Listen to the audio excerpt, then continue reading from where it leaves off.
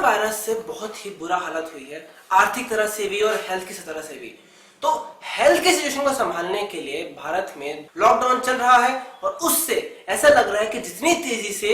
बढ़ सकता था उतनी तेजी से नहीं बढ़ रहा है, क्योंकि लोगों ने काफी अच्छी तरह से लॉकडाउन का पालन किया है। अब आर्थिक स्थिति को सुधारने के लिए भारत सरकार, आरबीआई काफी समय से लगातार कदम उठाए जा रहे हैं और अब हाल ही में भारत सरकार ने अनाउंस किया है कि टोटल कुल मिलाकर 20 लाख करोड़ का जो आर्थिक पैकेज है वो दिया जाएगा। सरकार ने सप्लाई साइड से यानी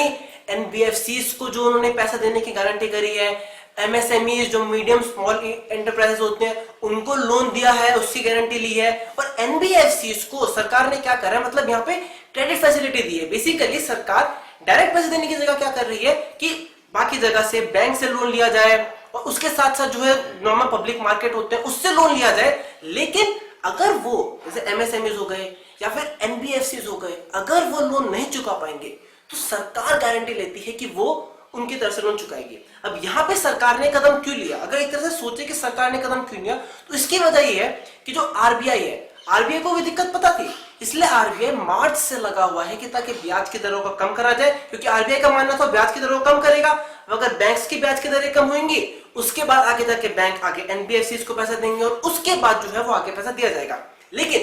बैंकों को यहाँ पे ये डर बना हुआ है कि अगर उन्होंने एनबीएफसी को पैसा दिया, अब एनबीएफसी जो है वो देते हैं अनऑर्गेनाइज सेक्टर को पैसा, और ऐसी हालत में अगर अनऑर्गेनाइज सेक्टर का पैसा वापस नहीं आ पाया तो हो सकता है कि बैंक को पैसा वापस नहीं मिल पाए। हमें पता है बैंकों की एनपीए की हालत बहुत भरी हुई थी और उसके बाद फिर बैंकों की तरफ से प्रेशर आ जाता है, तो बैंक में भी डर बना हुआ है। तो इस डर को खत्म करने के लिए जो लिक्विडिटी करी जा रही है उस पर बहुत फोकस कर रहा है। क्योंकि आरबीआई के स्टेप सफिशिएंट नहीं थे, इसलिए सरकार ने डायरेक्टली गारंटी ली है ताकि ओवर द बोर्ड सारे इंटरेस्ट रेट कम हो सके और उसकी वजह से जो है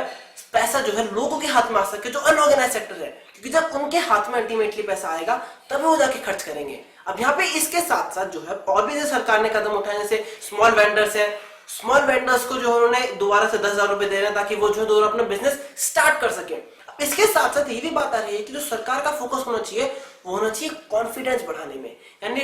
लोगों का, कंज्यूमर्स का, फैक्ट्री वालों का कॉन्फिडेंस बढ़ाए कि हाँ आगे जाके हालात सुधरेंगे। क्योंकि ब्याज के दरें कम होने के बाद भी अगर हम पैसा लेने के लिए तभी तैयार होंगे लोन से अगर हमें उम्मीद है कि आगे जाके हम हालत खराब नहीं होगी और हम चुका पाएंगे। सिर्फ वही कंपनियों का हाल है, अगर कंपनियों को लग रहा है आगे जाके उनकी बिक्री बढ़ेगी और वो लोन चुकाने में सफल होंगे तभी जाके वो ज्यादा लोन देंगे। इसके साथ यहाँ पे एक और इंटरेस्टिंग फैक्टर है, अगर युवा की दृष्टि से देखा जाए तो मोदी जी का प्लान है आत्मनिर्भर बनाने का। उसमें सबसे बड़ी बात है भारत का डेमोग्राफिक डिविडेंड बहुत अच्छा है, मतलब भारत में युवा पीढ़ी बहुत आगे आ रही है और आत्मनिर्भर बनाने में सबसे बड़ा अगर किसी कदम रहने वाला है तो वो है युवाओं का, क्योंकि युवा आगे जाके हेल्प करेंगे। और इस वजह से युवा की जो मेंटेलिटी है, जिस तरह से उन्होंने पूरे पीरियड में एक्ट किया है वो काफी ज्यादा इंप्रेसिव है। सबसे पहली बात अगर हम देखें तो युवा डरे नहीं है, उनमें देखा जाए उनके स्कूल बंद हो गए हैं, कईयों को जो नौकरियां मिली थी नौकरियां का या तो दिक्कत हो गई है या फिर पता नहीं कब मिली और 1-2 साल में दिक्कत है। उसके साथ साथ भी युवा डर नहीं रहे हैं, युवा सरकार पे जाके आरोप नहीं लगा रहे हैं कि हमें नौकरी दो, हमें नौकरी दो, हमें दिक्कत है, बल्कि वो समझदारी के साथ सबसे पहले तो लॉकडाउन का पालन कर रहे हैं और अगर कोई पालन नहीं कर रहा तो उसका विरोध किया जा रहा है कि लोग क्यों घर से बाहर निकल रहे हैं। इससे पता लगता है कि युवा में एक सेंसिबिलिटी आ गई है और वो काफी अच्छी तरह से सोच रहे हैं। दूसरी बात, जोश और खरोश जो है युवा का वो भी बना हुआ है। अगर हम सोशल मीडिया पे देखें अभी अपना मूड लाइट रख रहे हैं, हंसी मजाक कर रहे हैं और एक अच्छी तरह जोश और खरोश के साथ जो है इस पूरी सिचुएशन का सामना कर रहे हैं और डर नहीं पैदा कर रहे हैं। इसका मतलब अगर इस बीमारी से नहीं डर रहे युवा तो आगे जाके अगर रिस्क लेना होगा या एंटरप्रेन्योरशिप में होगी उसमें बहुत दिक्कत आएगी। तो इससे पता लगता है कि युवा अगर एंटरप्रेन्योरशिप में जाएंगे और आगे जाके बिजनेस करेंगे तो उनमें एडवेंचर की स्पिरिट बनी रहेगी और वो एक काफी अच्छी तरह से सिचुएशन का सामना करेंगे, जिससे जाहिर सी बात है इंप्रूवमेंट होगा। अब यहाँ पे एक और इंटरेस्टिंग बात है, जैसे अब स्कूल है, कॉलेजेस है, वो तो लग नहीं पा रहे और इस साथ जॉब का भी खतरा है, तो युवा लोग क्या कर रहे हैं वो ऑनलाइन कोर्सेज जो होते हैं उनका सहारा ले रहे हैं। इसका सबसे बड़ा फायदा ये है उनको एक्सपोजर मिल रहा है कि जो पूरी दुनिया की बेस्ट यूनिवर्सिटीज है उसका एजुकेशन वो ऑनलाइन पा पा रहे हैं बहुत ही मतलब एक कम प्राइस पे। और इससे बड़ा फायदा क्या होगा कि अब घर बैठे बैठे भी हमें जो ऑनलाइन एक्सपोज अब और लोग इससे एक्सपोज हो रहे हैं कि आपको दुनिया का बेस्ट एजुकेशन जो है घर बैठे बैठे मिल सकता है। इसी वजह से जैसे युवाओं को जॉब का खतरा है तो परेशान होने की जगह अपना और स्किल डेवलपमेंट कर रहे हैं, ऑनलाइन कोर्सेज कर रहे हैं, आर्टिफिशियल इंटेलिजेंस की तरफ जा रहे हैं। तो इस तरह से जब युवाओं का स्किल डेवलपमेंट भी होगा तो प्रोडक्टिविटी भी बढ़ेगी, और इस तरह से अगर देखें तो आगे जाके आत्मनिर्भर बनने में, सेल्फ रिलायंट होने में और मदद होगी, क्योंकि जो हमारा युवा पीढ़ी है वो और ज्यादा स्किल्ड बनने की तरफ कदम उठा रहा है। और इस तरह से अगर देखा जाए तो मोदी जी ने भी पूरा सहारा दिया है। मोदी जी ने लगातार कहा है कि भारत के जो भविष्य है वो बहुत एक उज्जवल है, और साथ ही साथ अगर बात करें तो इसके साथ भारत को आत्मनिर्भर बनाने का भी पता लगता है कि मोदी जी ने काफी सपोर्ट करा है युवाओं का हर तरह से, एजुकेशन को सपोर्ट करने में और उन्हें प्रमोट करने में कि सरकार हमारे साथ है। और सबसे बड़ी बात है, युवाओं जो है वो पूरी तरह से जो सरकार के एक्शन से उनका सपोर्ट कर रही है। युवाओं को पता है हाँ ऐसी आर्थिक दिक्कतें आ सकती हैं, लेकिन उनका यह भी मानना है कि अगर मोदी जी होते या उनके कोई और होता तो शायद वो इतनी अच्छी तरह से हालात को नहीं सुधार पाते। तो इसलिए उसका मानना है कि हाँ अभी हम आर्थिक दिक्कत झेल लेंगे, लेकिन अभी हेल्थ की प्रॉब्लम जो है वो ज्यादा इंपॉर्टेंट है, पहले उससे निपट ले, आर्थिक सिचुएशन को बाद में सुधार लेंगे। और इस तरह से अगर युवा कहें तो वो पूरी सरकार का सपोर्ट करते नजर आ रहे हैं। अब हमारे प्रधानमंत्री जी ने आत्मनिर्भर बनाने के लिए गांव को डेवलप करने की बात करी है, और जैसे भी हम कह रहे थे कि एजुकेशन जो है इन ऑनलाइन के थ्रू पहुंच रहे हैं, उसी के साथ साथ अब सरकार का ये भी पूरी कोशिश है कि जो इंटरनेट है वो गांव तक पहुंच सके। इसके बाद जो टेक्नोलॉजी है, जो डेवलपमेंट चाहिए वो गांव तक, लोगों के पास, गांव के युवाओं तक पहुंच पा रहा है। और ये भी जो है बहुत बड़ा कदम है, क्योंकि देखिए अगर गांव में कोई फैक्ट्री लगाना चाहेगा उसको काफी दिक्कत आ सकती है, उसको ऐसा एजुकेशन नहीं मिला है जैसे शहर के लोगों को मिला है, लेकिन वो इंटरनेट के जरिए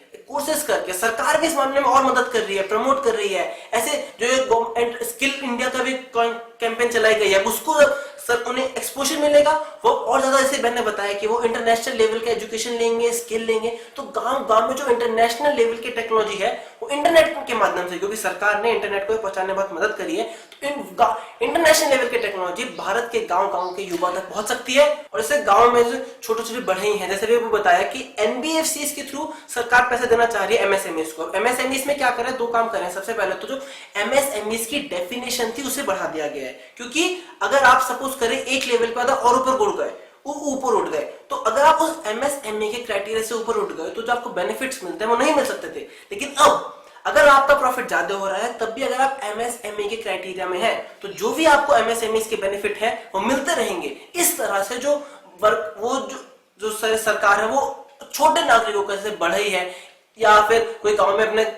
कपड़े बना रहा है, उन सबको काफी ज्यादा सपोर्ट मिलता हुआ नजर आएगा। उसी के साथ साथ अगर वो आगे जाकर लोन लेंगे, और क्योंकि हमें अगर बढ़ाना है तो जाहिर सी बात है लोन की जरूरत है, लेकिन अब सरकार ने क्या करा है कि अगर ये स्मॉल एमएसएमई लोन लेंगे और वो नहीं चुका पाएंगे तो सरकार उनकी तरफ से चुका देगी। इस वजह से जो छोटे बिजनेसेस हैं गांव में उन्हें लोन मिलने में आसानी होगी, और लोन मिलने में आसानी होगी तो उनके पास पैसा आएगा, तो फिर वो इस वजह से अपने बिजनेस को आगे लगातार करते रहेंगे। अगर सपोज करिए एक बिजनेस है वो आगे जाके 10 और लोगों को काम देता है तो उन लोग, वो जो आगे 10 लोग हैं वो भी बेरोजगार नहीं होंगे, उनका भी काम जो लगातार बढ़ा रहेगा। इसलिए ये एमएसएमई का सपोर्ट करना और एनबीएफसीज को सपोर्ट करना, उन्हें लिक्विडिटी प्रोवाइड करना और एश्योरेंस देना कि अगर इनमें गड़बड़ आएगी तो सरकार पैसा देगी, ये जैसे मैंने कहा था ये कॉन्फिडेंस को इंप्रूव करेगी ताकि उन्हें लोन दिया जाए और इकोनॉमिक एक्टिविटी आगे चलती रहे। मैं इस बारे में बताना चाहूंगा कि माननीय प्रधानमंत्री का मानना है कि आगे जाके और बड़ी दिक्कत आ सकती है, इसलिए हमें आत्मनिर्भर होने की जरूरत है। तो इसमें वही जैसे बात कही थी कि जैसे अब देखिए